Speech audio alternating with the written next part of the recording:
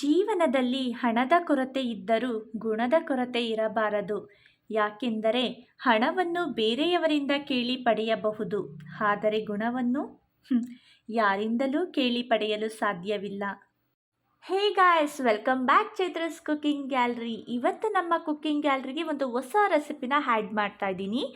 ದಿನ ಬೆಳಿಗ್ಗೆ ಆದರೆ ಎಲ್ಲ ಹೆಣ್ಮಕ್ಳಿಗೂ ತಲೆ ಕೆಡೋ ವಿಷಯ ಅಂದರೆ ತಿಂಡಿ.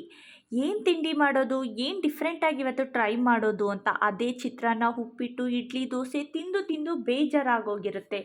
ಸೊ ಸಮಥಿಂಗಾಗಿ ಏನಾದ್ರು ಸ್ಪೆಷಲಾಗಿ ಟ್ರೈ ಮಾಡಬೇಕು ಅಂತ ಅನಿಸೋದು ಕಾಮನ್. ಸೊ ಅದಕ್ಕೆ ನಾನು ಇವತ್ತು ಒಂದು ಡಿಫ್ರೆಂಟ್ ಆದಂತಹ ರೆಸಿಪಿನ ತೋರಿಸ್ತಾ ಇದ್ದೀನಿ. ನಾನಿಲ್ಲಿ ಫಸ್ಟು ಆಲೂಗಡ್ಡೆಗಳನ್ನ ಬೇಯಿಸ್ಕೊಂಡು ಸಿಪ್ಪೆ ತೆಗೆದು ಚೆನ್ನಾಗಿ ಸ್ಮ್ಯಾಶ್ ಮಾಡ್ಕೊಂಡಿದ್ದೀನಿ. ಈಗ ಒಂದು ದೊಡ್ಡದೊಂದು ಪ್ಲೇಟಿಗೆ ತೊಗೊಂಡು ಅದಕ್ಕೆ ಸ್ಮ್ಯಾಶ್ ಮಾಡಿರುವಂತಹ ಆಲೂಗಡ್ಡೆ ಮತ್ತು 1 ಕಪ್ನಷ್ಟು ಅಕ್ಕಿ ಹಿಟ್ಟು, 1/4 ಕಪ್ನಷ್ಟು ಗೋಧಿ ಹಿಟ್ಟು ಮತ್ತು ಒಂದು 2 ಈರುಳ್ಳಿನ ಸಣ್ಣದಾಗಿ ಕಟ್ ಮಾಡಿ ಹಾಕ್ಕೊಂಡಿದ್ದೀನಿ. ಇದ್ರ ಜೊತೆ ಕೊತ್ತಂಬರಿ ಸೊಪ್ಪು ಕೂಡ ಹಾಕೋತಾ ಇದ್ದೀನಿ. ಈಗ ನಾನು ರುಚಿಗೆ ತಕ್ಕಷ್ಟು ಉಪ್ಪು, ಧನಿಯಾ ಪೌಡರ್ 1 ಚಮಚ, ಜೀರಿಗೆ ಪೌಡರ್ 1 ಚಮಚ, ಚಾಟ್ ಮಸಾಲ 1 ಚಮಚ, ಚಿಲ್ಲಿ ಪೌಡರ್ 1 ಚಮಚ ಆ್ಯಂಡ್ ಟರ್ಮರಿಕ್ ಪೌಡರ್ 1/2 ಸ್ಪೂನ್ನ ನಾನು ಹಾಕ್ಕೊಂಡು ಚೆನ್ನಾಗಿ ಮಿಕ್ಸ್ ಮಾಡ್ಕೋತಾ ಇದ್ದೀನಿ.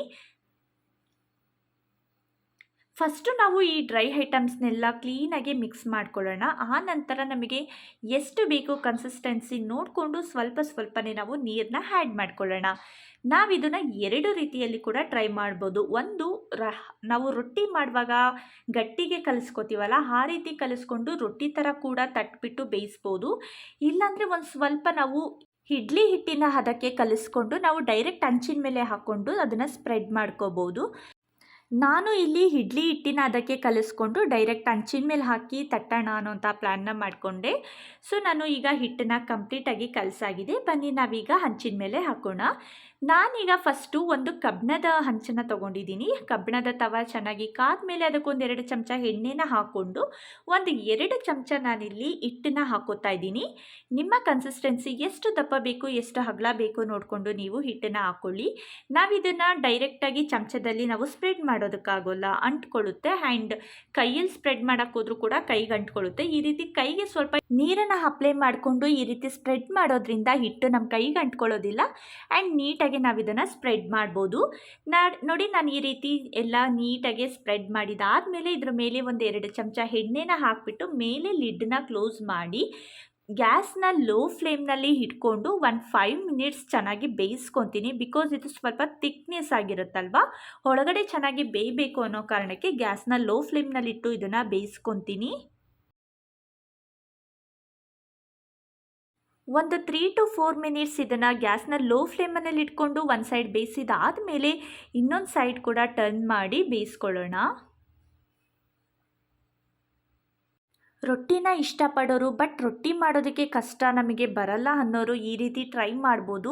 ಬಿಕಾಸ್ ಇದು ತುಂಬಾ ಈಸಿ ಮೆಥಡಲ್ಲಿ ಇದನ್ನು ನಾವು ಮಾಡ್ಬೋದಾಗಿದೆ ಆ್ಯಂಡ್ ತುಂಬಾ ಟೇಸ್ಟಿ ಆ್ಯಂಡ್ ಹೆಲ್ದಿ ಕೂಡ ಇರುತ್ತೆ. ಸೊ ನೋಡಿ, ನಾನೀಗ ಇದನ್ನು 2 ಸೈಡಲ್ಲೂ ಬೇಯಿಸಿದಾದಮೇಲೆ ನಮ್ಮ ಈ ಹೊಸ ರೆಸಿಪಿ ಕಂಪ್ಲೀಟಾಗಿ ಬೆಂದಿದೆ ಫ್ರೆಂಡ್ಸ್.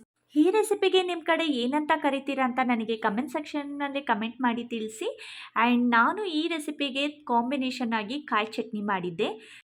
ಈ ರೆಸಿಪಿಗೆ ಟೊಮ್ಯಾಟೊ ಚಟ್ನಿ, ಖಾರ ಚಟ್ನಿ, ಕಾಯಿ ಚಟ್ನಿ, ಕಡಲೆ ಚಟ್ನಿ ಎಲ್ಲ ಚಟ್ನಿ ಕೂಡ ಇದಕ್ಕೆ ತುಂಬಾ ಗುಡ್ ಕಾಂಬಿನೇಷನ್ ಅಂತಲೇ ಹೇಳ್ಬೋದು.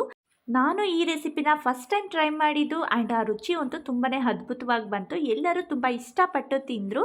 ನೀವು ಕೂಡ ನಿಮ್ಮ ಮನೆಯಲ್ಲಿ ಈ ರೆಸಿಪಿನ ಟ್ರೈ ಮಾಡಿ ನೋಡಿ ಫ್ರೆಂಡ್ಸ್. ಆ್ಯಂಡ್ ರುಚಿ ಹೇಗೆ ಬಂತು ಅಂತ ನನಗೆ ಕಮೆಂಟ್ ಮಾಡಿ ತಿಳಿಸಿ. ನೀವೇನಾದರೂ ಫಸ್ಟ್ ಟೈಮ್ ನಮ್ಮ ಚಾನಲ್ನ ನೋಡ್ತಾ ಇದ್ರೆ ಪ್ಲೀಸ್ ಸಬ್ಸ್ಕ್ರೈಬ್ ಮಾಡಿ ಆ್ಯಂಡ್ ನಮ್ಮ ಚಾನಲ್ನ ಸಪೋರ್ಟ್ ಮಾಡಿ ಗಾಯ್ಸ್. ಇವತ್ತಿನ ಈ ರೆಸಿಪಿ ನಿಮಗೆ ಇಷ್ಟ ಆಗಿದ್ರೆ ಪ್ಲೀಸ್ ಲೈಕ್ ಮಾಡಿ ಆ್ಯಂಡ್ ಶೇರ್ ಮಾಡಿ ಅಂತ ಹೇಳ್ತಾ ನನ್ನ ಮುಂದಿನ ವಿಡಿಯೋದಲ್ಲಿ ಇನ್ನೊಂದು ಅದ್ಭುತ ರುಚಿಯೊಂದಿಗೆ ಬರ್ತೀನಿ. ಅಲ್ಲಿವರೆಗೂ take care and bye bye.